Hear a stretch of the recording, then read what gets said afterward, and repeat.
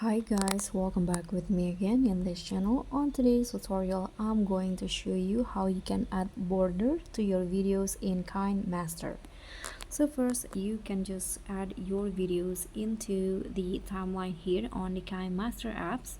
And then to easily add border, you can tap on layer in here.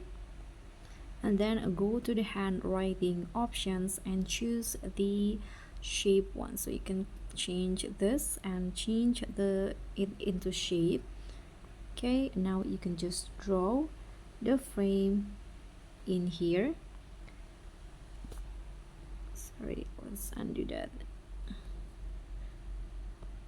Okay, after you draw the frame here, you can change the color if you want to. Before adding the frame, you can change the color. I'm going to delete this ones first.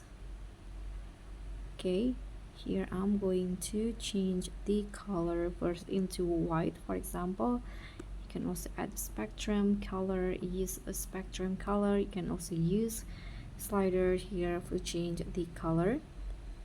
Okay, you can also change the width. I'm going to go with this one. Now you can just draw the frame just like this. Okay, I'm going to go with this, for example. Don't forget to adjust the durations if you want to.